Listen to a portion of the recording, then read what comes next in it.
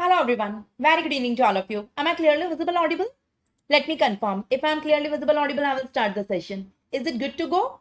Can someone confirm those who are live? Just a second. I guess yes, I am visible, audible. Thank you. Thank you for confirmation. Sumanna Reddy, thank you. Thank you, Ragini. Thank you. So, welcome you all for today's session. And I welcome this batch, the third Professor 1.0. So, first of all, I would like to say sorry to all of you because yesterday we were having a scheduled class on Sunday, but there was some massive power, problem in my studio, so I couldn't take the class live. But I thought that it will be fixed till afternoon or evening, and then I will record. But I was unable to record also because it got fixed today morning only. So, anyhow, in this batch, the third Professor 1.0, we are going to cover all four subjects of third prof in a unique manner, and today's subject is forensic medicine. As this session was scheduled yesterday, that is identification in forensic medicine. So I'm starting it today only, and today I will try to take long class and cover the backup. Okay, so I think without wasting any further time, we shall start the class. So this class is regarding forensic medicine, and in forensic medicine we are going to take a very important topic, that is identification. You get many questions from this topic in your university as well as competitive exam. So let me share my screen with you. I guess you people can see the screen, and let's start it. Can you see the screen? Okay, so let's start it. Okay, yes. So let's start. Okay, so as I told you, in this batch, we are going to cover all four subjects in the upcoming 4 months.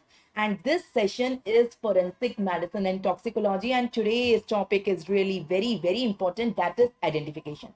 Now let's start identification with the definition of identification. What is identification? What do you mean by identification? Identification is determination of individuality of a person based on specific physical characteristics. So please, in the definition, mind the words which I am highlighting over here. So it is determination of individuality of a person. Identification is determination of individuality of a person. It is based on the physical characteristics. That is the meaning of the identification. So to understand identification, you must first understand what is identity. Identity is a set of characteristics in an individual of a person. A set of characteristics, we call it identity. Now there are two type of identification. Okay, complete identification, also known as absolute identification, and partial, that is incomplete. Partial, complete may there is absolute fixation of the identity, but in partial we come to know only regarding race, gender, age, and stature, and other things are not known. Only the basic things, the race of the person, the gender of the person, the age of the person, and the stature of the person will be known. So that is partial identification. Okay, so I will let you know how many criteria are there for identifying a body. So identification may be important in the living person as well as in dead person, especially in the dead person. So I will come on all the criteria. Till now you got it. Till now I taught you what is identification number one. I taught you the definition of identity.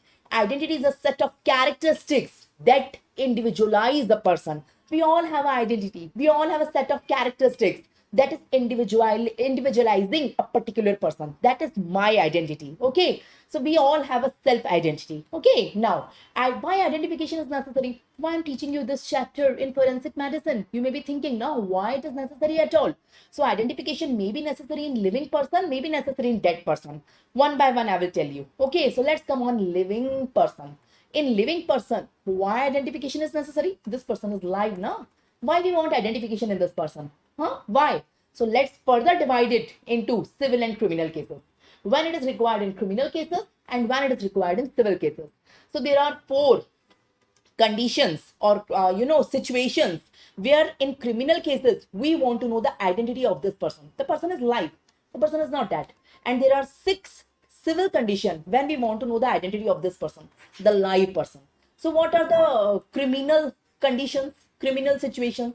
Criminal situations in case of accused person, the person who is accused for any assault or murder or rape. Suppose a person is accused for murder, suppose a person is accused for rape, and person is saying no, I'm not that person, the one whom you are accusing. So we want to know the identity of that person. Okay, that person is live, we want to know the identity. Or interchange of newborn babies in hospital. So we want to know the identity of that newborn. Okay, so that the correct baby should be handed over to the correct parents, right?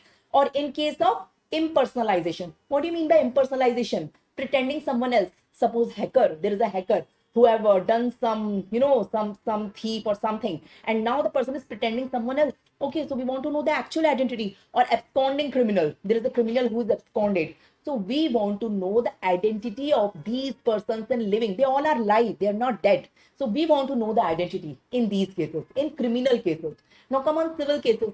In civil case, in case of marriage, of course the identity of person should be ascertained. In case of passport, in case of license, in case of inheritance, inheritance of property is given. So identity should be confirmed. Who is giving, to whom it is given.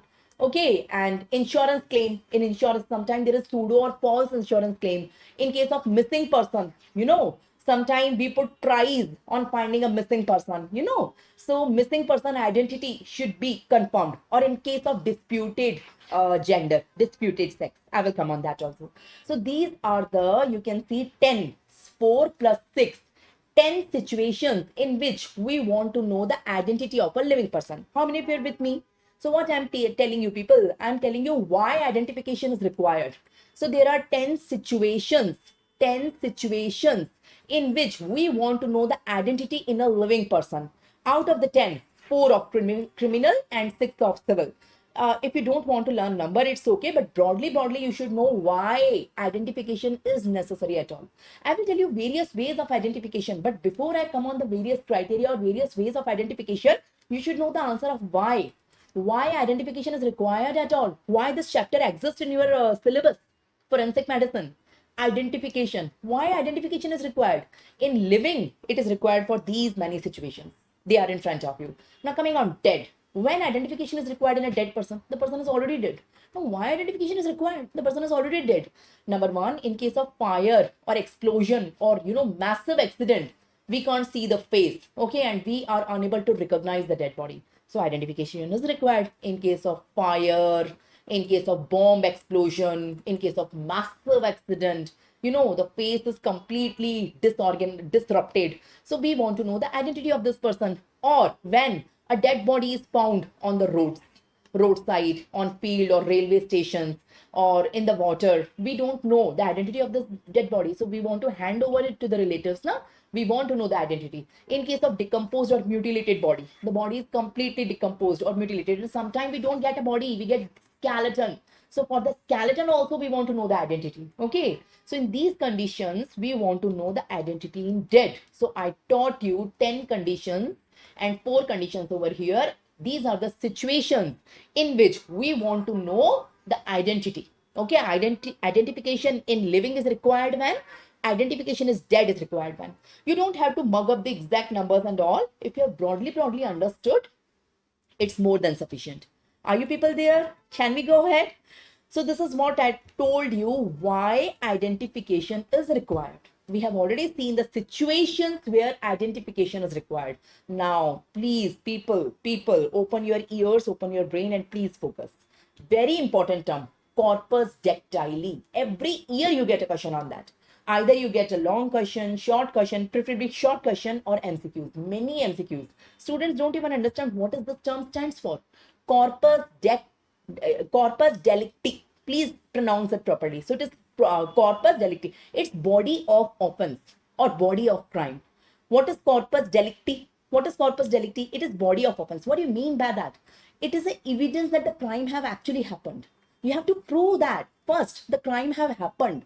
Happening of the crime, the evidence of happening of the crime is corpus delicti. It is not the evidence who did it. It's the job of the judge and the court to do the justice and to decide who have done that. A case will be there on that. But actually, the evidence gathering the evidence that the crime have happened. Bhai hua hai crime. That is corpus delicti. It is not who have done that, how it is done. No, no. Actually, it has happened. Okay, so that is corpus delicti. So a case can be filed in court only if police is proving to the judge there is corpus delicti. The crime have actually happened, then only the case will go in the court. Otherwise, why the case will go in the court? The case will go in the court to decide who have done that, what should be the punishment. That will be decided by the court, by the judge, by a process. But actually, the case will go in the court only if there is a evidence that the crime have happened. And that police have to prove in the court that crime have happened. And that is corpus delicti. You are getting my point, what I am saying.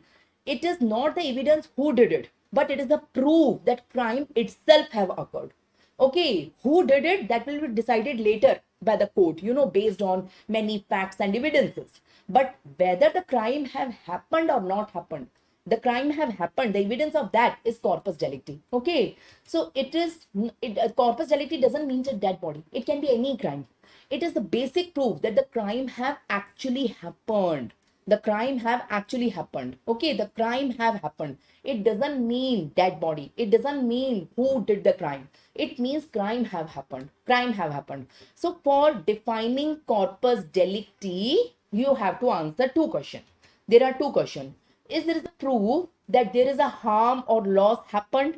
If the answer is yes, my second question, is the harm caused by a criminal act? If the answer is still yes, then via these questions, 2 answers, the corpus delicti is established. To establish corpus delicti, we need 2 answers.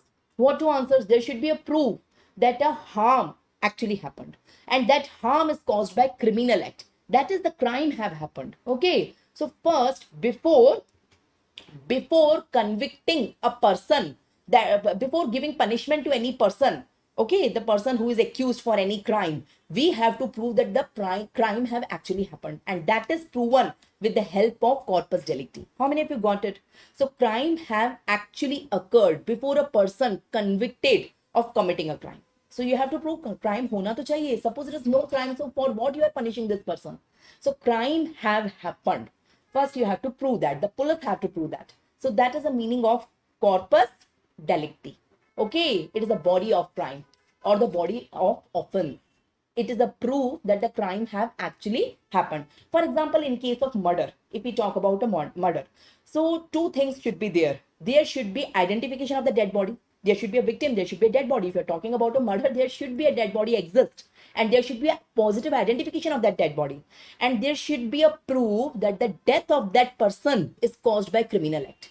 If these 2 things are proven, then corpus delicti is established. Okay, and then the case will go in the court. The case will run in the court, and the court will give the decision. Who has done the crime? What should be the punishment? Whatever. Okay, but the crime is established. I mean, the proof that the crime has done, it is established. So it is not only murder, it can be any thief, it can be anything, it can be any crime. How many of you got it? Huh? So two things has to be established in case of murder. There should be a dead body. There should be a positive identification of the dead body. Number one, positive identification of the dead body, and there should be proven that the death is occurred by criminal act.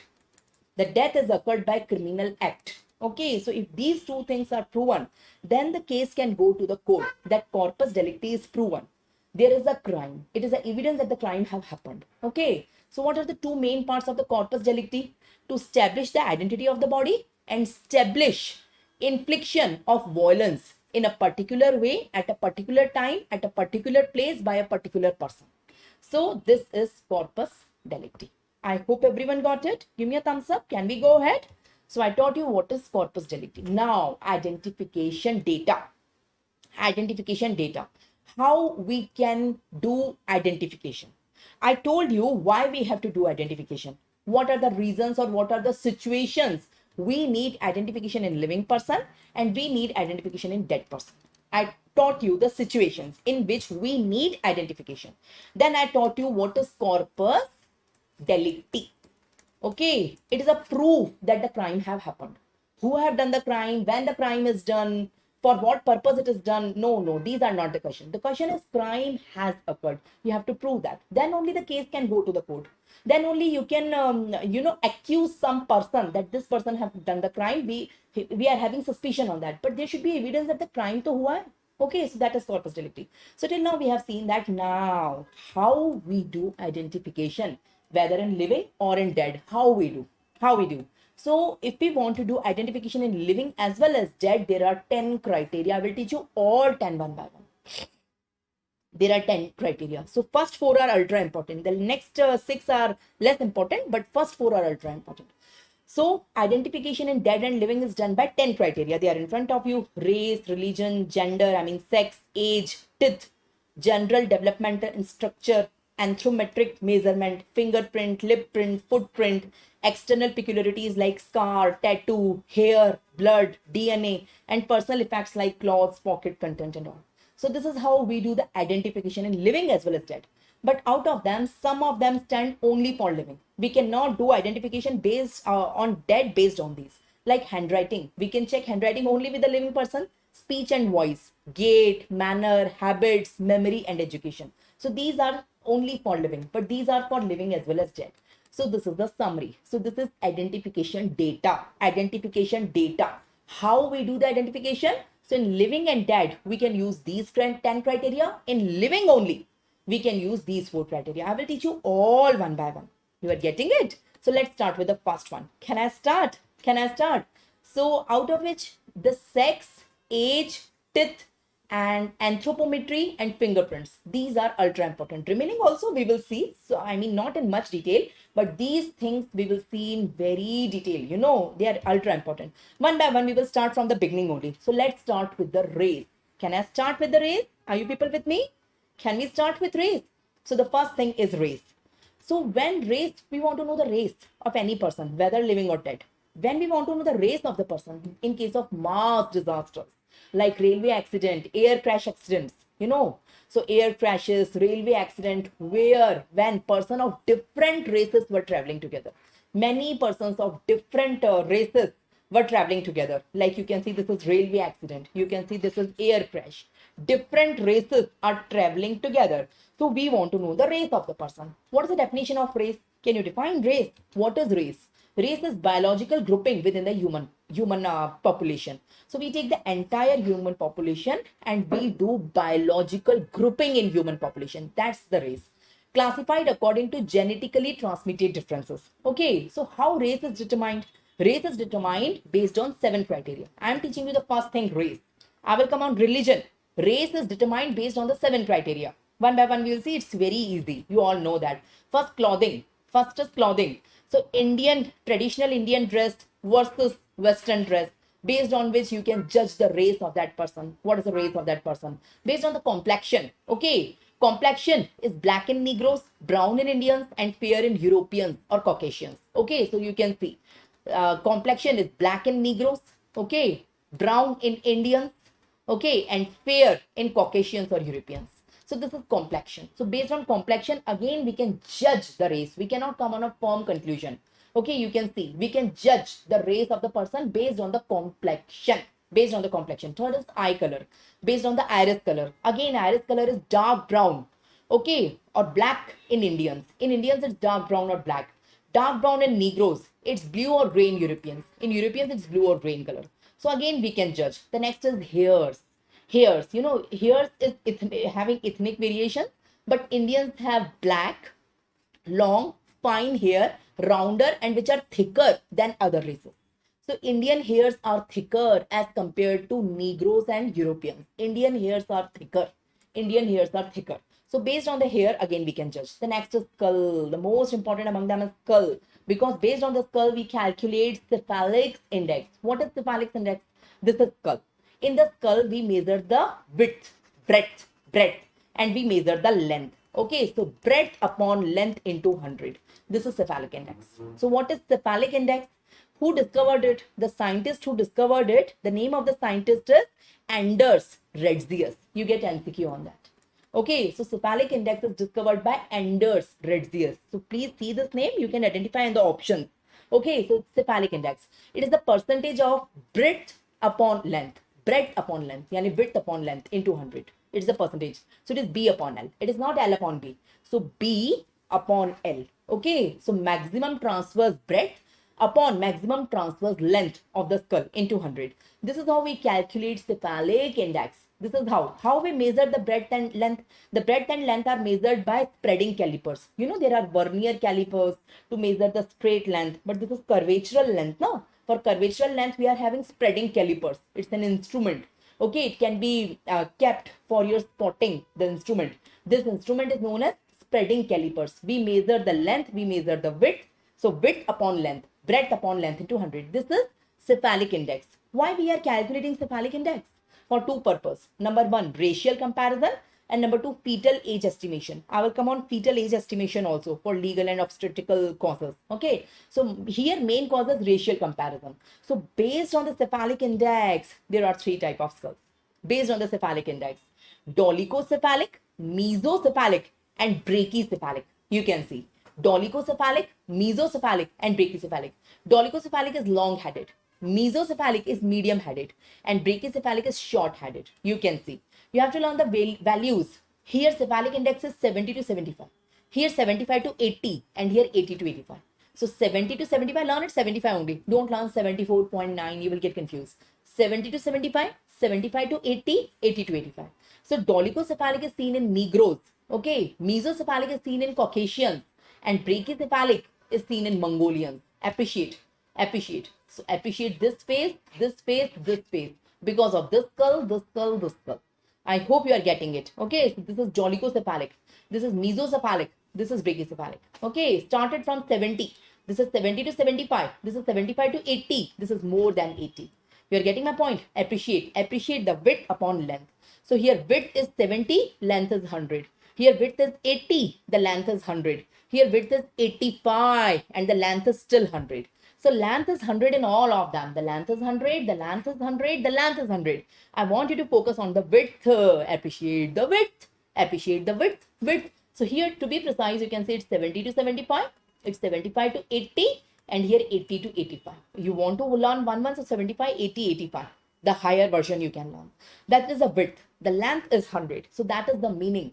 So you can see here the skull is long. Here the skull is medium. Okay. And here the skull is short. So this is how we calculate cephalic index. You can appreciate the cephalic index.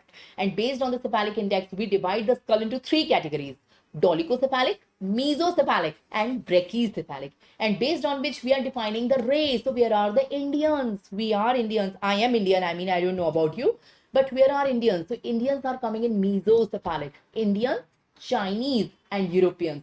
They all come under Caucasian race. Okay. Here we are having Negroes and here we are having Mongolians.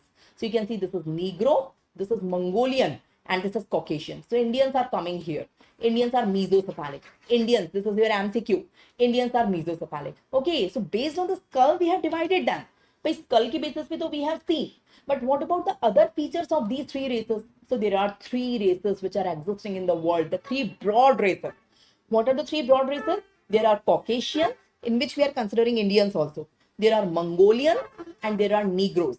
So you should know based on the cephalic index, you know their differences. But based on other features of the skull, apart from cephalic index, you should know the differences also. Okay, I already know these one are dolichocephalic, these one are mesocephalic, and these one are brachycephalic. I already know that. We have seen how to calculate the cephalic index, and based on which we have already divided them. Yes or no? Huh? But based on the other features we will see. Now in Caucasians, the face is round. The face is relatively round. Caucasians are Indians. Here Mongols made a square. You can see the face is square. Okay, and here Negroes made is elongated. More or less it's elongated. Okay, and you can see the orbits. Here triangular, here round, here square. So I know it's more of factual, but at least you should see these tables at least once, so that if the images are coming, you should be able to identify. Although this table is not important, what is important here is cephalic index. Based on the cephalic index, you should be able to differentiate the race. You should be able to differentiate the race based on cephalic index. So can you tell me? Can you tell me based on cephalic index? What is cephalic index? Cephalic index is breadth upon length into 100. Breadth of skull, transverse, maximum transverse breadth of skull, maximum transverse length of skull into 100. So it is percentage of breadth upon length. This is cephalic index. Okay, so based on cephalic index, we divide the skull into three categories. What are the three categories? Dolichocephalic, mesocephalic, and brachycephalic. Tell me the values. The values here, the value is 70 to 75. Here 75 to 80. Here 80 to 85. And tell me the race based on that. If the value is coming in this range, if it is dolichocephalic, it's Negro. If the range is coming in this, it is mesocephalic, it's Caucasian. And if the range is coming in this, it is brachycephalic, it's Mongolian. It's Mongolian. Absolutely right, Reddy. It's Mongolian. This is how you have to learn. But if you can read this table also, apart from cephalic index, the three races, the difference in the three races, it's good. At least read it if you can't mug it for your MCQs.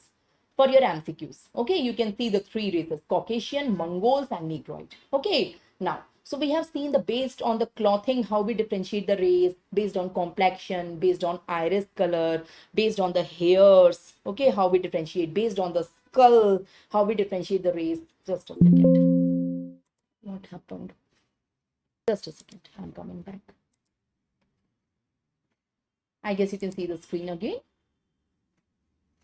Yes, can you see the screen? Can you see the screen again? So,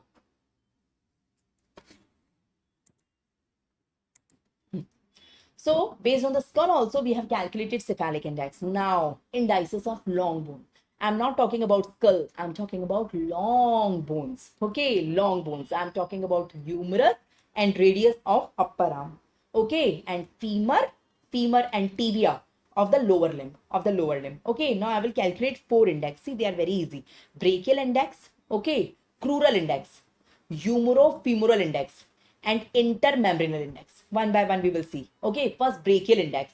Brachial index is length of radius upon length of humerus into 100. Length of radius upon length of humerus into 100. Length of radius upon length of humerus into 100. You got it? Length of radius upon length of humerus into 100. Okay, in European, this ratio comes 75. In Negroes, it's 78.5 or 79. But in Indians, it's somewhat in between the two. It's 76. Okay, so based on the answer of this ratio, we come to know which race is that based on the brachial index. Suppose we got a skeleton.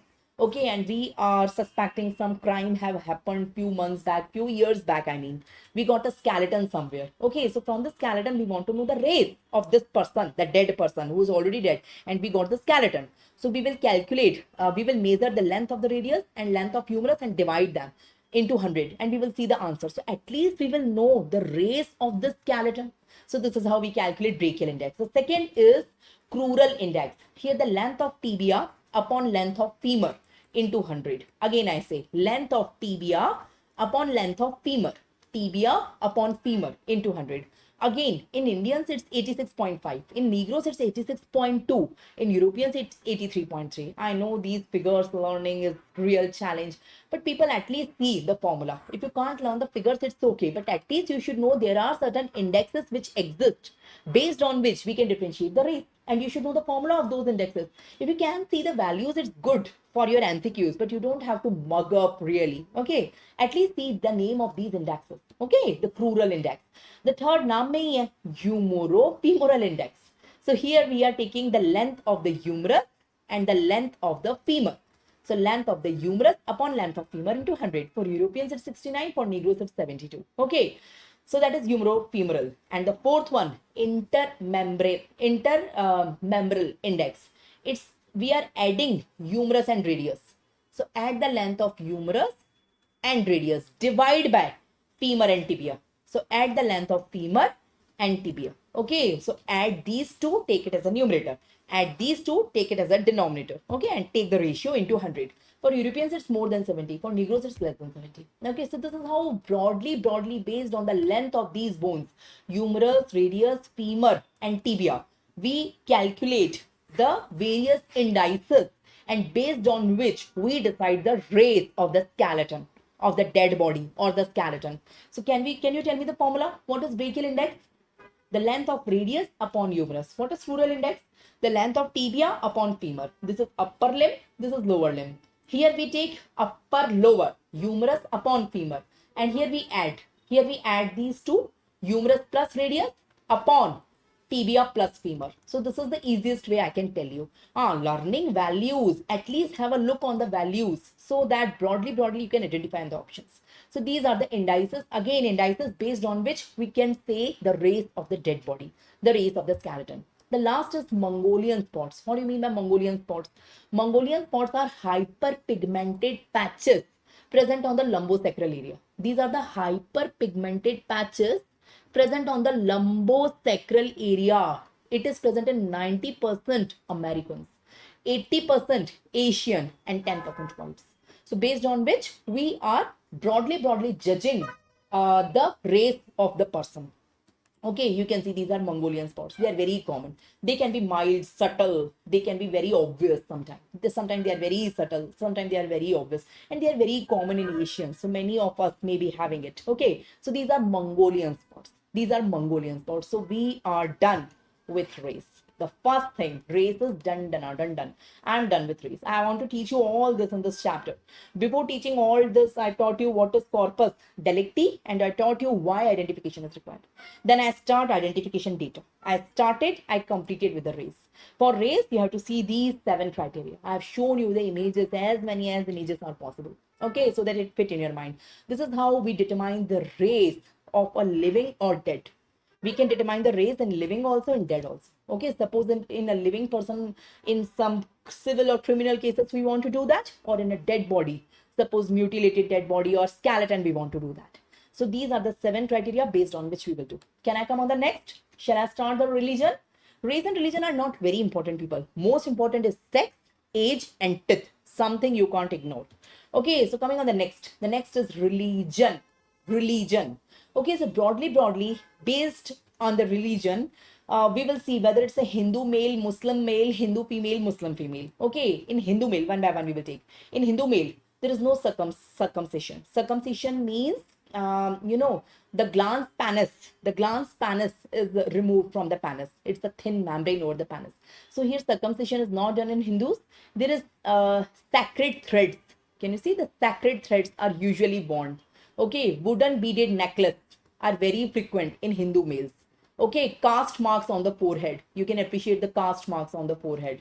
You can see tuft of hair on the back, tuft of hair, and earlobe piercing. Earlobe piercing. So these are the features based on which we can say it's a Hindu male. It's a Hindu male. Coming on Muslim male. In Muslim male, circumcision is very common. It's the routine practice. Circumcision is common in the Muslim male. And, because of the prayer posture of the Muslim male, on the knees, cons and callosities on the knees are very common. So suppose we got a dead body or it's a living person only, not revealing the identity. So based on these features, we can decide the religion. Is it Hindu or is it Muslim? Okay, so that is Muslim male. Coming on Hindu female. Hindu female, you can see typical cloth is sari, vermilion on the head. This is vermilion on the head. Silver toe ornaments are very frequent in Hindu females. Tattoo marks are frequent in Hindu females. Nose ring on the left nostril. It is not shown in the image. It is on the left nostril, usually on the left nostril. Okay. And multiple earrings over the helix. This is common in Hindu female. Coming on last, Muslim female. Muslim females में trousers are common. Trousers, the full image is not there. No vermilion. It's never. No vermilion. The nuzzle ring is on the septum, not on the left side. It is on the septum. Multiple helix and rings are common here also, in both. But there is no tattoo marks. In Muslims, there is no tattoo mark, Muslim female. So based on the external appearance and these features, we can decide the religion of the person. Broadly, we have considered two religion here, Hindu and Muslim. And we classified male, female, like that. So this is the summary. So religion is not very important, but sometimes they can ask you some MCQs. For that, I have told you. So race is done. I taught you 7 criteria based on which we decide the race of a person, whether live or dead. There are few criteria based on which we decide the religion, the Hindu male, the Hindu female, the Muslim male, the Muslim female. And you know those criteria. Now coming on the sex. Can I start? Are you people with me? So let's start the sex or the gender. So you know the difference between the sex and the gender when we use these terms, when we use the term sex and when we use the term gender, you know the minute difference between them. They are not interchangeable. The sex is a biological term and the gender is a sociological term. If I say sex, male or female, okay, male or female, it is based on genetic, physiological and anatomical characteristics of the person. So we will see the genetics. Genetically males are XY, females are XX. So we are checking the genetics. We are checking the physiological. Physiologically the males is having the testes, the females is having the ovaries, physiological and anatomical characteristics. Okay, so the individual is divided into male or female. This is the term sex. Okay, that is based on biological. Okay, it's a biological term. But what do you mean by gender? The gender is sociological construct. It's a sociological term. It's a sociological. The gender is a sociological term. It denotes how individual identifies according to the social norms and behaves. The males are more musculature and the laborious work has to be done by the male. The minute work, fine work has to be done by the female. So there are certain norms, certain roles or behavior. Nowadays it's not there, but the females will cook, the males will go out of the house and earn. So these all socioeconomic roles and behavior based on which we will decide masculine or feminine expression. So that is gender. So sex is a biological term and gender is a sociological term. How many of you got it? So that is a little difference between the two terms. They are not very interchangeable. This is a biological term. This is a sociological term. I hope you got it. What is intersex? It is intermingling of male and female. It is intermingling of male-female. It is variable involvement of the physical form, reproductive organs or sexual behavior. Intermingling of male or female. That is intersex. You can see that is intersex. So you can appreciate this is male, this is female and this is intersex. Again, you can appreciate this is male, okay, this is female and this is intersex. Intermingling of male and female characters. We will see the details, but first you understand the definition. What do you mean by intersex? Okay. Now, why determination of sex is important in living? Suppose there is a person who is live. Why it is important to know the sex of that person? And how? What are the evidences from which we come to know the person is a male or female? So we divide them into 3 criteria. Okay, there are most certain evidences based on which we certainly say this is a male, this is a female. There are probable criteria based on which we say probably this is a male, probably this is a female. And there are presumptive criteria. We will say presumptively this is male, not very sure. Presumptively this is female. So what are those criteria? One by one we will take. The first is most certain criteria. If ovaries are present, certainly it's a female. If testes are present, certainly it's a male. So it is the most certain criteria. If ovaries are present, it's going to be female. If testes are present, it's male. So this is the most certain. If we found ovary anatomically in any body, it's a female, it's certain. There is no doubt in that. And if we found testes in any body, Okay, anatomically, it's male. There is no doubt in that. It's the most certain criteria. Okay, there are highly probable criteria. Highly probable criteria based on the secondary sexual characters. If breast and vagina is there, okay, if breast development is there, vaginal development is there, so we will say probably it's a female, not certainly, because they can be surgically implanted during sex surgery, intersex surgery, in which the sex can be changed from male to female or female to male. Okay, so prosthetically they can be planted. So we will say probably it's a female, not surely. Similarly, in the male, hair distribution and penis. If penis and the hair distribution is like male pattern, so we will say it's the male. So they are probable criteria. And what are the presumptive criteria? Presumptive criteria is based on the outward appearance. Males, how does they look, what they wear, their facial expressions, we will come to know, their clothes, their voice, their figure, we will come to know. They are presumptive. They are presumptive. A male can pretend like a female, or a female can pretend like a male. So they are presumptive criteria. So there are three type of criteria. People got it? Respond. So certain criteria, probable criteria, and presumptive criteria. What are the certain criteria? What are the certain criteria? Having testes in male and ovaries in female. So this is certain criteria. Okay. What are probable criteria? Breast development and vagina development in male and penis development. Breast and vagina in female and penis in male. And what are probable criteria? The external appearance, their facial expression, their figure, their claw, their voice. So this is certain criteria. This is probable criteria, and this is presumptive criteria. This is how you can learn the three type of criteria based on which we do the sex verification, evidences of sex verification. Now the question arises, why we want to do sex determination? Why we want to know whether the person is male or female? Is there any particular reason? Tell me the situations. We want to know the gender. Tell me the situations. We want to know the sex of the person. Tell me 4 situations. Anyone you can guess. Tell me 4 situations where we want to know the sex of the person. Number 1, identification. For living, we all have identity, whether the person is male or female. Identification in living. It is an essential component of identity data. Whenever we have I card, the gender is mentioned in that. Okay, the sex is mentioned in that. So it is for the identity of the living. Number 1. Number 2, in sports participation. It is very necessary to know the sex of the person. Sex segregation in sport is based on long-term endogenous androgen exposure at puberty, which leads a physiological gap in female. There is a physiological gap in male and female stamina, which occurs at puberty. At puberty, there is exposure of androgen in male, but not in female. That's why, the sports are different. The cricket teams are different. The hockey teams are, the male team, the female team, based on their stamina.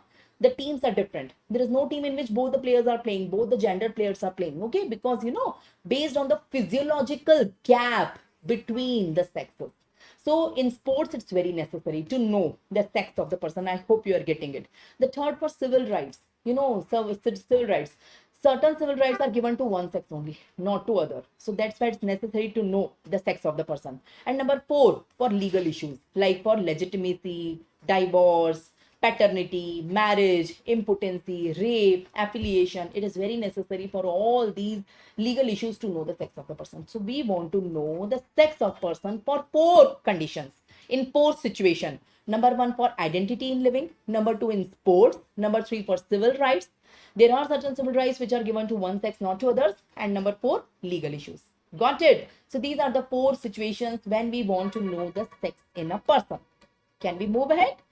Now, I would like to tell you the situations when sex identification is problematic. Okay, we want to know sex in these 4 conditions. You say, ma'am, it's very easy to know the sex. You told us certain criteria, probable criteria, presumptive criteria, based on which we will come to know whether the person is male or whether the person is female. The easiest to scan and see whether the person is having ovaries or testes. That is certain criteria. Or see the secondary sexual characters, the vagina, breast development, penis, external appearance, or see the clothing, voice, figure. Okay, yes. So based on which we will determine the sex. Okay, it's very easy most of the time, except these 7 situations. In these 7 situations, it's really very problematic to know the sex of the person. Okay, in these, 6 situations, there is problematic to know the sex identification. So what are these situations? One by one we will take. The first is intersex. I told you what are intersex. They can be natural, they can be acquired. Okay, intersex is intermingling of male and female characters, maybe anatomically, maybe sexual, reproductive organs. So they can be natural, they can be acquired. Two terminologies are known, you should be aware of: hijras and jananas. You should know the difference between them. Hijras are castrated before puberty, and jananas are castrated after puberty. So this is intersex. Intersex is intermingling of male and female characters, maybe anatomically, maybe by reproductive organs. Okay, and two terms I told you, hijras and jananas, you should know, on which sometimes MCQ is asked in your exam. The second is transvestism. You know what is transvestism? Transvestism is wearing clothes of opposite gender for satisfaction, or for comfort. Suppose a male is wearing female cloth or a female is wearing male cloth. So in this situation, determining the sex of the person may be problematic based on presumptive criteria. Based on presumptive, we will see that she's a female, but actually he's a male. Okay, so transvestism. Transvestism. Vestism means dress. Trans यानी opposite. Okay, so dressing opposite gender. So wearing clothes of opposite gender there is no motive. It is just for satisfaction and it's involuntary. It's involuntary. Okay, it is just for satisfaction or comfort and it's involuntary. That is known as transvestism. Transvestism. Okay, this is known as transvestism. The next is transgender. What do you mean by transgender? Here, gender identity do not match with the assigned sex. I told you the difference between the sex and the gender. So here, sex and gender are not matching with each other. So biologically, the person is male, but the person is behaving like a female, feeling the person, or biologically the person is female. Okay, but the person feels and behaves like male. That is transgender. Transgender is a person whose gender is different from biological sex. I told you, the difference between gender and sex. Sex is a biological term and gender is a sociological term. Okay, so it's the state when one's gender identity is not matching with the biological sex. It is known as gender dysphoria. It's known as gender dysphoria. Okay, so actually the person is male but behaving like female, wearing like female, or feeling like female from inside. Or person is female but behaving, feeling like the male, like that. So born male, biological male. So sex wise it's male, but feels and identifies as female. So gender wise it's female. Again, born female. So biologically it's female. Sex wise it's female, but feels and identifies as male. So gender wise it's male. So it is transgender woman or transgender man. How many of you got it? So that is transgender. Okay, so the person is male but behave and feels like female, or the person is female but behaves like a male. So this is known as transgender. It's not only wearing clothes, people, like the transvestism. Transvestism, the person is wearing cloth of opposite gender, but not feeling that the person is of opposite gender. The person is wearing cloth of opposite gender just for satisfaction, maybe sometimes for sexual gratification. Persons do so, but person knows that he is male. In transgender, the person behaves and feels like opposite gender. So male feels like the male is not male, it's a female. From inside, the feeling is like that, and behavior is also like that. That's why clothing is also like that. So it's different from transgender. I hope you are getting it. The next is transsexual. Transsexual are the person who undergoes sex reassignment surgery. Okay, so there are certain sex reassignment surgeries in which male can be transformed into female or female can be transformed into male. Male to female, both these surgeries are common nowadays and they are available. So surgically, male can be transformed into female or female can be transformed into male. That is transsexual. The next is concealed. Concealed yani chupana. Not revealing anything. Concealing and chupana. Concealed sex. Okay, so deliberate cross-dressing. Here also the person is doing cross-dressing. The male is wearing the clothes of female, the female is wearing the clothes of, but deliberately. Deliberate is the word. It's not involuntary. Deliberately, with a motive, the person is doing so. The person is having a motive behind that. The person. So this is how we differentiate the concealed sex from transvestism. In transvestism is also there is cross-dressing. The person is doing cross-dressing. Here also there is cross-dressing. The person is doing cross-dressing. But this is for satisfaction, gratification, satisfaction, okay, sexual gratification. And this is having a motive. It is for a motive. This one is involuntary. Okay, and this one is voluntary. Okay, transgender, I told you, the sex and gender do not match. Okay, you know the difference between sex and gender. And transsexualism is surgically male converted into female or female converted into male. People respond, you are getting it or not. The last one is advanced decomposition or skeleton. Suppose we got a mutilated body. Okay, putrefied body, mutilated body, skeleton, not even a body. We got a skeleton. We want to know the sex. Okay, so you know, if the uterus or prostate in female uterus or male prostate is present, they are most resistant to putrefaction. I taught you in the chapter putrefaction.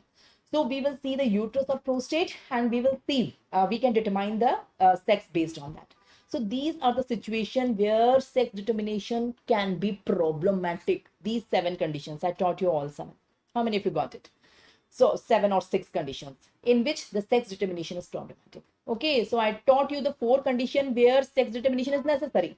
For example, in sports, for simple identity of a person, for sports, for civil cases, you know, and for civil cases, and you know, in some legal cases, for civil laws. But these are the conditions in which determining sex is necessary. But these are the conditions where knowing sex is problematic. So you must understand what I'm explaining you. Now, the next thing, sex verification test. So how to verify that gender of a person? Suppose we are having a person. Okay, suppose living or dead. In living, you don't think it's always very easy to determine the gender of the person. I told you the problematic cases, no? The 6 problematic case. Okay, or in dead, we want to know the gender. How we come to know? What are the ways? What are the ways? There are 5 ways we come to know the sex of the person, whether in living or dead. There are 5 ways. 5 ways. First is physical morphology, most easiest one, but not very reliable. Easiest one, but not reliable. So external examination for sex determination. You know, external examination. So you know the stable. I guess everyone know. So you can see the males, the females. Males are more muscular, strong. Females are less muscular, delicate. You can appreciate male, female, more muscular, strong, less muscular, and delicate. You can appreciate the scalp hair are thick. Here the scalp hair are thin. They are short and thick. They are long and thin. You can appreciate. Facial hair, here present, here absent. It's not shown in the image, but you know, beard and mustache is present in male, but not in female. So facial hair present in male, not in female. Pubic hair, thick, coarse, extend upwards with apex towards the umbilicus. And here thin, horizontal, covers most veneris, triangular. We are talking about the pubic hair. It's not shown in the image. We are talking about the pubic hair. Okay, Adam's apple is the larynx. Okay, so larynx is sometimes it's not in the image. Prominent. Larynx is very prominent in the male, but it's not very prominent in the female. Adam's apple. Prominent in the male, less prominent in the female. Shoulders are broad, narrow. Appreciate the shoulders. They are broad here. They are narrow here. Shoulders. Waist, not well defined. Here, well defined. Waist is straight and here waist is well defined. You can appreciate. Okay, trunk. Here abdomen is small. Here abdomen segment is large. So if you see the diaphragm and if you see the diaphragm, so here abdomen is small. Here abdomen portion is large. Okay. Thorax dimension more, dimension less. Thigh cylindrical, here conical. Thighs here are parallel, cylindrical, but here they are conical. They are conical. So you can understand very well. Breast obviously not developed, here developed. Breast not developed, here developed. Okay. Uterus, vagina obviously present in female. Penis obviously present in male. Gonads may here testes, here ovaries.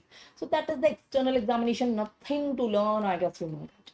So first, based on the external morphology, although not very reliable, we come to know whether the person is male or female. Because you know, in transgender surgeries, these things can be done. Suppose it's a male, but the surgery have been done. Or suppose it's a female and the surgery has to be done. Surgery is done.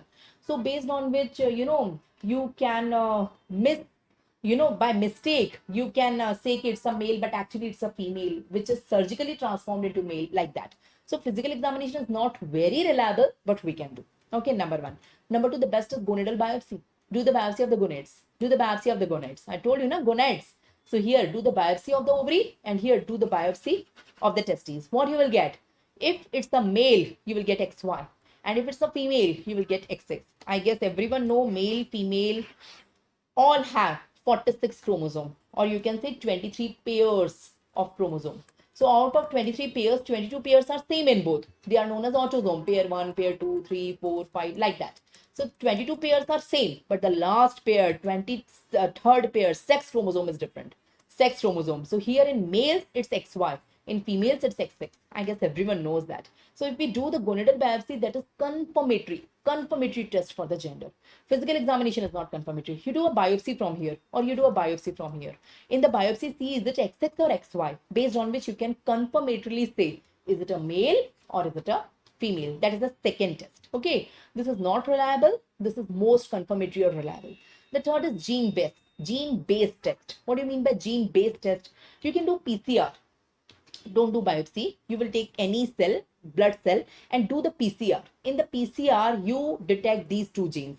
Like it is known as SRY gene, sex determining region on Y chromosome. SRY, sex determining region on the Y chromosome. It is only present on Y chromosome. If Y chromosome is there, then only this gene is present. So this gene is present only in males, not females, because females don't have Y. Females have XX. Okay, they don't have Y. Males have XY. So in males के Y पे ये वाला gene is present, or DYZ1 gene. Okay, it is also present in Y. So look for these genes via PCR. Do the PCR of the blood. Okay, or do PCR of any cell of human body. Okay, and look for these genes. If these genes are present, it's a male. If they are absent, it's a female. So that is a third test. You can see this is Y chromosome. On the Y chromosome, you can see, okay, the two alleles of the Y chromosome. You can see this is SRY gene. Appreciate two alleles of SRY gene. SRY gene present on Y chromosome, not on X. So that is gene-based test. So first physical morphology, male, female, you know difference ka table. Then gonadal biopsy, do the biopsy of testes or ovary. If it is testes biopsy, it should be XY. If it is ovaries biopsy, it should be XX. That is the most confirmatory test out of the five. Or gene-based test, do PCR.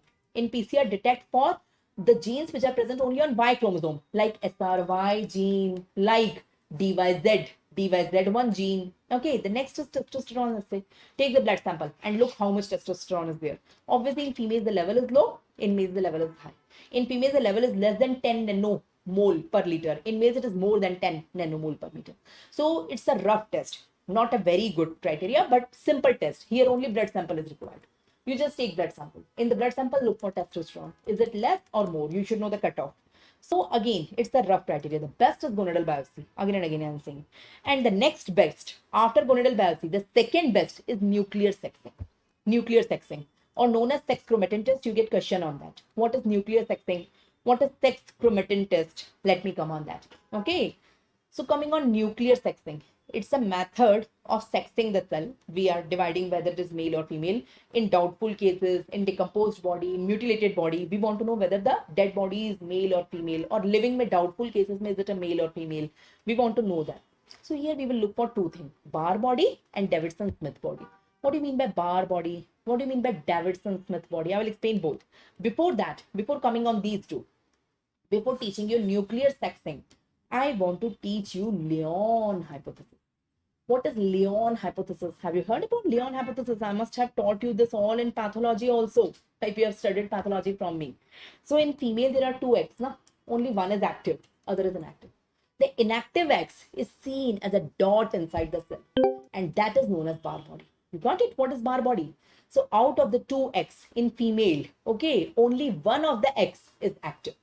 And the other X, which is inactive, it undergo pycnosis. It becomes dark, dot-like structure. The inactive X is seen in interface, and it is known as Barr body. And it is genetically female.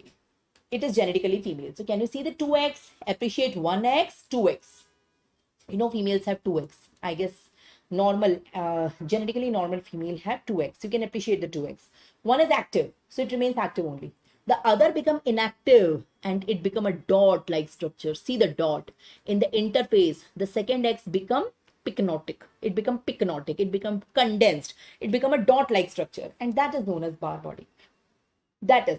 So if you are getting a Barr body inside a cell, that's female. How many X male have? Let's talk about male, female. Tell me their chromosomes. Male have XY and female is XX. So in males, how many X are there? Say ma'am, 1X. And that's active. Because only one is there, no? That's always active. But in female, there are 2X. 1 plus 1. 1 plus 1. So one is active, but the other is inactive. The inactive one is Barr body.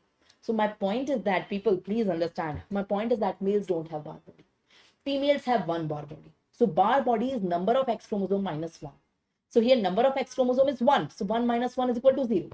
Here number of X chromosome is 2. So 2 minus 1 is equal to 1. So males don't have any bar body. Females have one bar body. How many of you got it? How many of you got it what I'm saying? So what is the number of bar body? It is number of X chromosome minus 1. How many X chromosomes are there? Minus 1. That is bar body. Okay, and that is used to test genetic femaleness. If bar body is present, it is a genetically female. I will explain you. You don't see Turner, Klinefelter and super female right now. I will explain all these. I'm coming on that. I will explain you DSDs. But currently you see normal male and female. What is normal male? XY. How many X? 1X. So 1 minus 1 is equal to 0 bar body. And in normal female, it's double X. 2X. So how many X? 2. So 2 minus 1 is equal to 1. So bar body, number of bar body is equal to number of X chromosome minus 1. So in males, it's 1 minus 1, that is 0, because number of X chromosome in male is 1.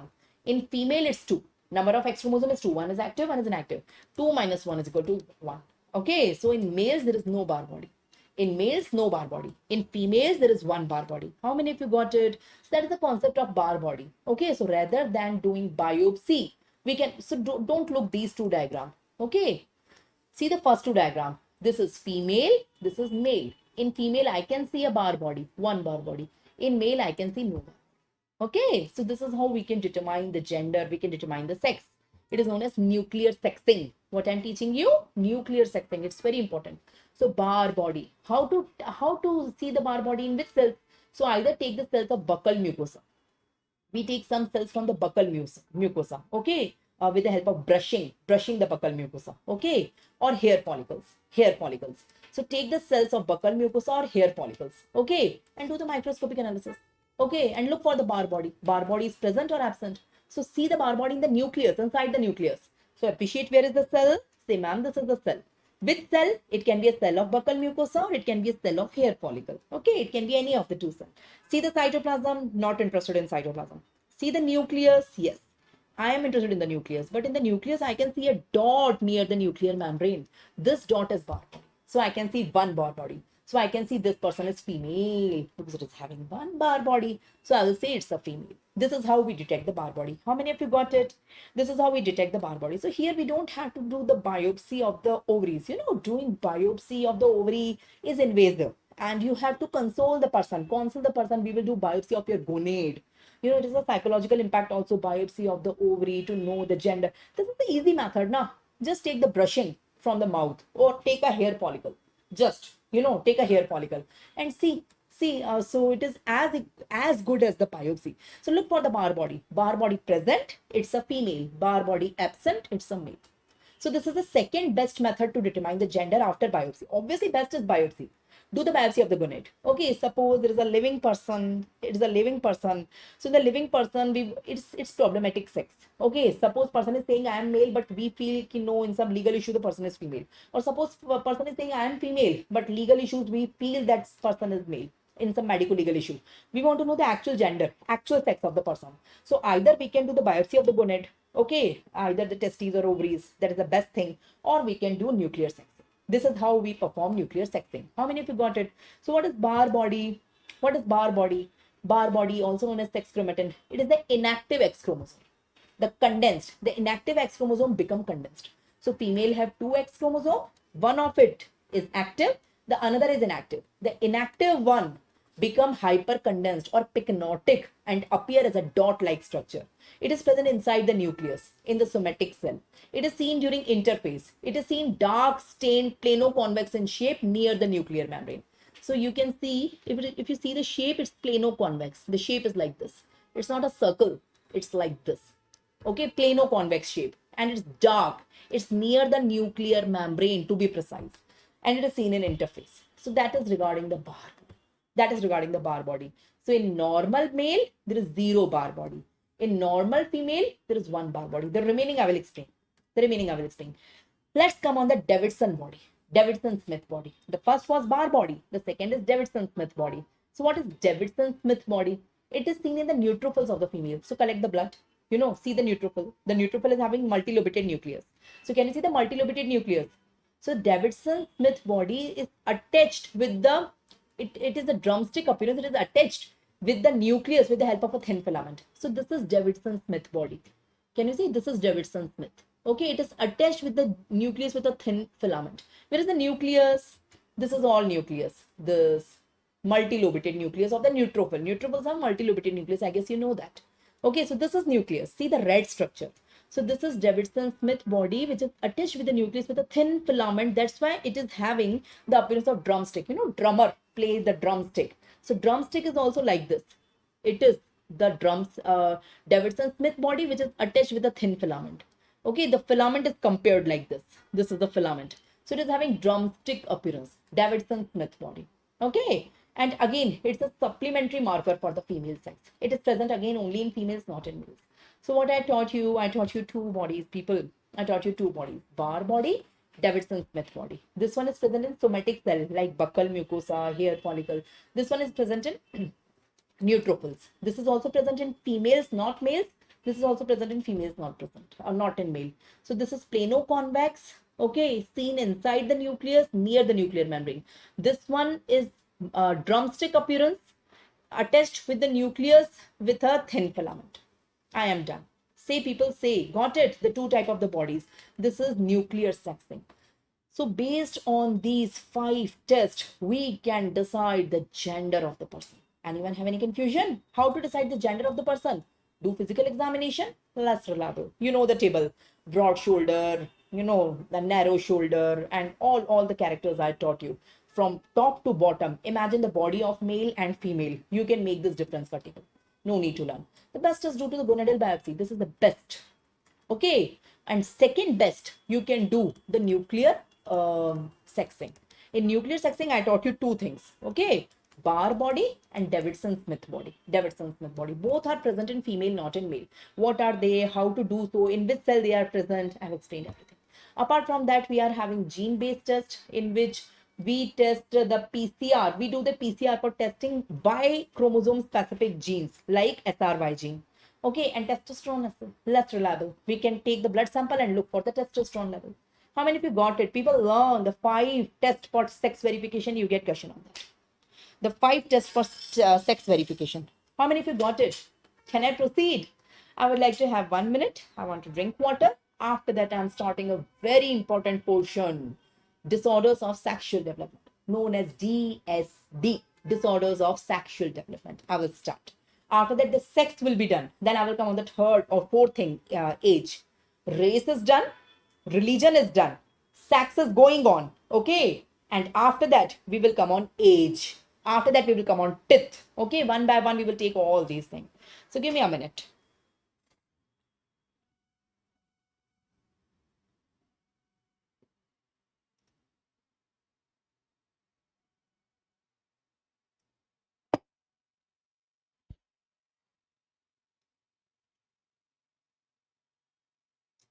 Can we continue?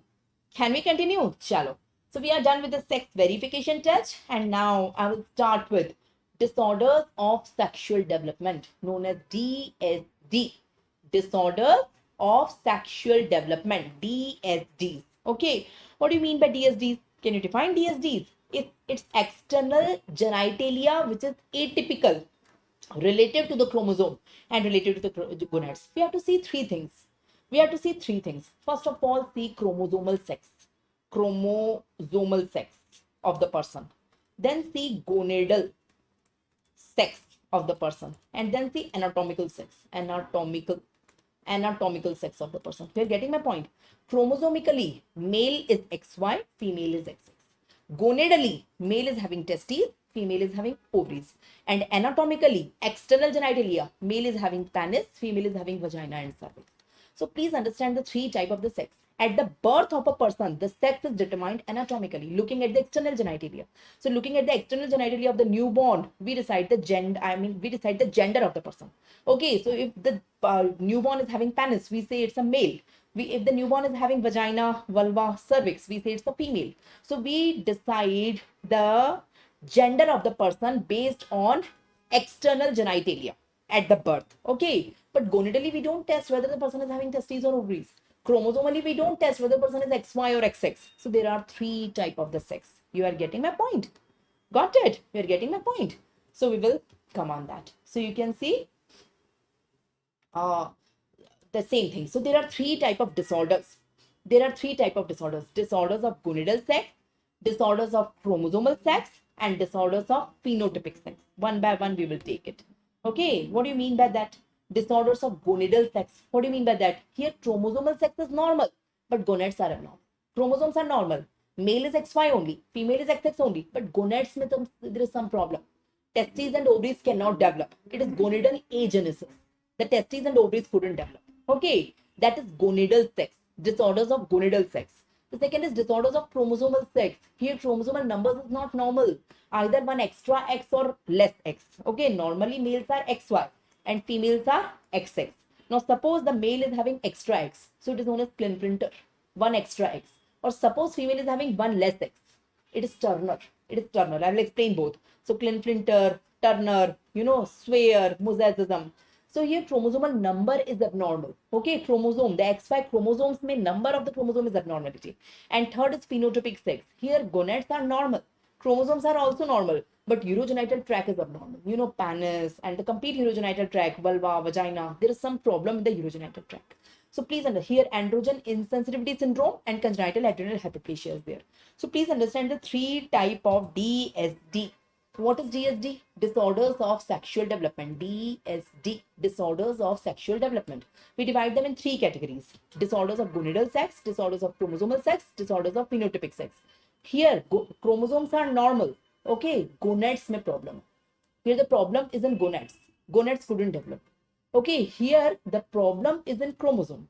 The chromosome number is not normal, either extra X or less X. So gonads also problematic. Here both are problematic. Since chromosomes are abnormal, gonads are also problematic. Here chromosomes are normal, gonads are normal. The problem is in the anatomy. Anatomy of the urogenital tract. How many of you got it? People kindly respond. Kindly respond. Got it? I will come on the skull, Suman. Wait a while. I will cover everything one by one. Got it? Chalo. Can I come? So that is I will come on the sex from skeleton. Wait a minute. So that is the three type of DSDs. Okay, the same thing is written. So what is the problem in gonadal sex? Disorders of gonadal sex. Here chromosomal sex is normal, but gonads are abnormal, like gonadal agenesis, testicular dysgenesis. That is the first one. The second one, disorders of chromosomal sex. So here number or structure of X or Y chromosome is abnormal. That's why gonadal formation is abnormal. Like Klinefelter, Turner, Swyer, mosaicism. I will teach you all four now. Okay. And the third one is disorders of phenotypic sex. Here chromosomes normal, gonads normal. The problem is in urogenital tract, the anatomy of the urogenital tract. So here androgen insensitivity syndrome or congenital adrenal hyperplasia will be there. If you have studied pathology from me, I taught you all this very well. Yes or no? But here also we will see the details, the relevant details. Okay, so here in the third one, the disorders of the phenotypic sex. So there is problem in the urogenital tract. There is some problem, but gonads are normal. You can see this is ovary, this is testis. They are normal. Their chromosomes are also normal. Inside the ovary, it's XX. Inside the testes, it's XY. It's normal. But there is some problem in the urogenital tract. So first you understand where is the problem. Where is the problem? Now out of this, we will study Klinefelter, Turner, Swyer, mosaicism and androgen insensitivity, which are in our syllabus in forensic medicine in detail. But you should know this classification. If they ask about DSD, sometimes they ask you complete classification. So you should be able to explain the three type of the disorders with their definitions. You should be explain it well. Okay, you should be able to explain it well. Okay, and we will see the details. Sometimes they ask you the detail of them. So we will see the details of these. Before I start, I guess this everyone know. This everyone know. So you can see this is mother, this is father. The mother is having XX, the father is having XY. Okay, during meiosis, the two gonads, the two, haploid cells which are formed, here XX, here X and Y. And this is how the fusion occurs and the zygote is formed. I guess everyone knows that. Let's start one by one. I will teach you Klinefelter, then Turner, then Swyer, then mosaicism, okay, and then androgen insensitivity. One by one, we will take all five. Let's start with Klinefelter, okay. Let's start with the first one. The first one is Klinefelter. What do you mean by Klinefelter? Please understand. First two are really important. Klinefelter and Turner. Klinefelter Klinefelter and Turner. So actually, Klinefelter is a male and Turner is a female. So if Klinefelter is a male, it should be XY. And if Turner is a female, it should be XX.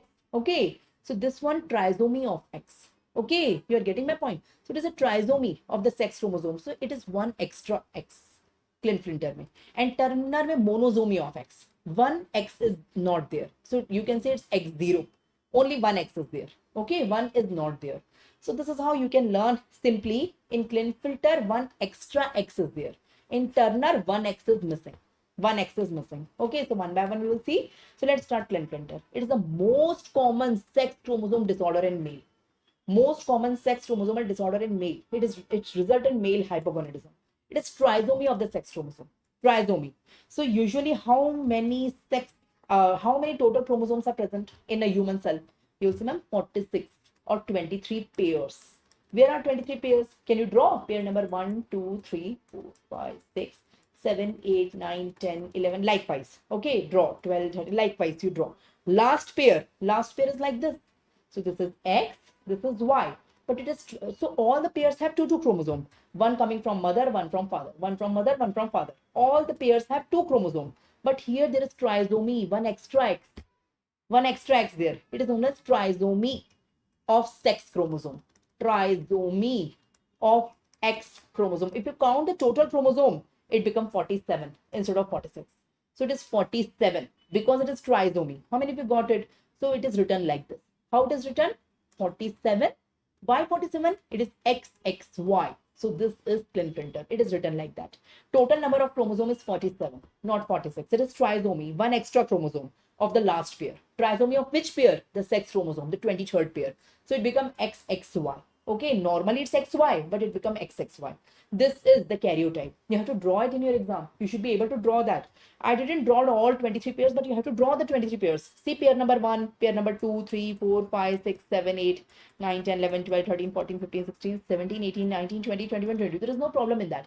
All of them are 2, 2, 2, 2, 2. But see the last pair. In the last pair, it's not a pair, it's a triplet. There are 3 chromosomes. Normally it should be XY, but one X is extra. It's trisomy of sex chromosomes. It's trisomy of sex chromosome. And that's known as Klinefelter. Okay, maybe I'm spelling it wrongly, but this is Klinefelter. This is the correct spelling. Klinefelter. Klinefelter syndrome. Okay, now anatomically it's the male. Anatomically it's the male, but there is fail external genitalia examination. External genitalia examination will be failed. You know, I will tell you the reason. And Barr body is positive. Now, how many Barr bodies it will have? What is the chromosome in Klinefelter syndrome? What is the chromosome composition? See, ma'am, XXY. So whenever I told you there are 2 X, one is active, one is inactive, and the inactive will make the Barr body. What is number of Barr body? I told you the formula. Barr body is equal to number of X chromosome minus 1. So how many X chromosomes are there? 2. 2 minus 1. So it will be 1. A male with a Barr body. There is something, unusual. Male don't have Barr body, but here it's a male with a Barr body. Male with a Barr body. You are getting my point? That is Klinefelter. Male with a Barr body. That is Klinefelter. Okay, you are getting my point? Male with a Barr body. What is the prevalence? Okay, 1:1,000. Every 1,000 male, 1 is Klinefelter. Risk increases with maternal age. What do you mean by maternal age? Why Klinefelter occur? Why does it occur? Normally, when in the gonads meiosis occur. So this XX separate into X and X and XY separate into X and Y. But when the age of the mother is more than 35 years, age of the mother is more than. So the genes are not separating. The chromosomes are not separating over here. Both X will go together and that will fuse with Y and that will lead to XXY. So that's why the risk increases with increased maternal age. Okay, got it? What are the clinical features? Learn important clinical features in this image. Delayed puberty. Normally puberty come at 13 to 15 years, but here there will be delayed. Gynecomastia, the breast enlargement like the female. The male is having the breast like a female, enlarged breast. Gynecomastia at puberty. Sparse axillary hair. The axillary hair are very sparse and pubic hairs are very sparse, and that's why I told you they fail external genitalia examination. They don't have pubic hair. Very sparse pubic hair after puberty. Reduced chest hair. Chest hair are also very less. And you know, the beard and mustache is also very less. But tall stature. Stature is very tall. Okay, they have a good height. Stature, they have a they have a unichoid body proportions. Okay, upper and lower segment ratio is decreased. I mean, the height of the long bones is more as compared to appendicular bones. They have small testes. The testes are very small or fibrotic, non-functional, non-tender, azoospermia, zero sperm. They cannot be fertile. They cannot be fertile. They cannot produce a family. Okay, they cannot be fertile. Erectile dysfunction, low libido, because they don't have testes, na, or fibrotic testes, atrophic testes. So testes में से testosterone निकलता है. So blood में testosterone level is low. And since the testosterone level is low, they have low desire to perform sex. That is low libido. Okay, erectile dysfunction is also there. Mental deficiency. They have behavioral problem. They have behavioral problem, poor judgment, shyness. These boys are usually shy. They are tall, very tall, looking, they are very tall, but they are shy. Okay, poor judgment and behavioral problem. Okay, skeletal abnormalities may they have clinodactyly. Okay, clinodactyly is sometimes there in the fingers. So that's it. So you have to learn the main features. So what are the main features in Klinefelter? You will say tall stature. Don't forget tall stature. Huh? The height is more. Fibrotic testes, sparse pubic hair, sparse axillary hairs, less beard hair, less mustache hair, gynecomastia is there. Okay, so you can read here broadly all of them. So that is the symptoms. Okay, diagnosis, the best is karyotyping. If you do the karyotyping, you will come to know 47 chromosome. Why 47? It's XXY. So you can do the karyotyping. Or we can detect PCR. We can do PCR and we can detect the this RNA, which is typically present here, this RNA. Or we can see the hormones, which is not very reliable. Here, testosterone is less. And since testosterone is less, due to the feedback mechanism, FSH and LH will be high. And they have high estrogen. And that's why they have gynecomastia. They have gynecomastia. Okay. We can do the histology. We can do the biopsy of the testes. In the biopsy of the testes, if we do the biopsy of the testes, we will get the seminiferous tubules in the testes. They are already hyalinized. There's dysgenesis and there is hyalinized and fibrosis in the testes. So these are the ways of diagnosis. How many of you got it? That was Klinefelter. Now coming on Turner syndrome. What is Turner? Klinefelter is a male with extra X. Turner is a female. It's a female with 1X less. 1X less. It is the most common sex chromosomal disorder which is causing female hypogonadism. So most common cause of male hypogonadism is Klinefelter. Most common cause of female hypogonadism is Turner. This is Turner. Okay, it is monosomy of X. So I hope you got it. This is Klinefelter. This is Turner. Okay, how to draw? So how many chromosome? Normally 46. Normally 46. 23 pair.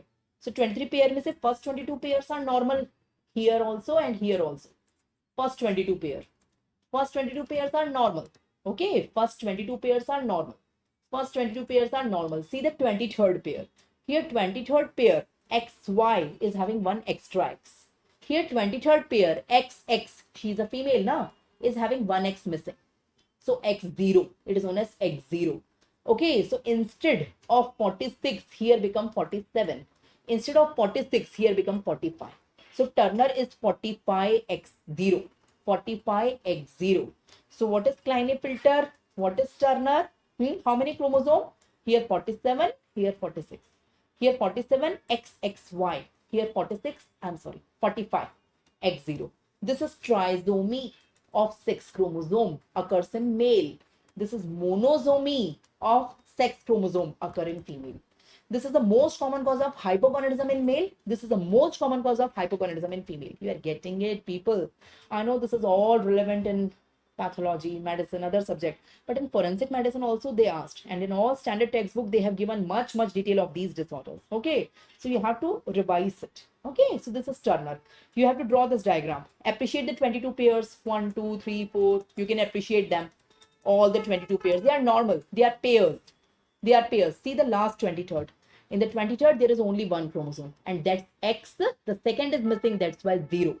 X0. You are getting it? X0. So anatomically it's the female. It passed external genitalia. External genitalia is normal, but bar body negative. How many X chromosome it have?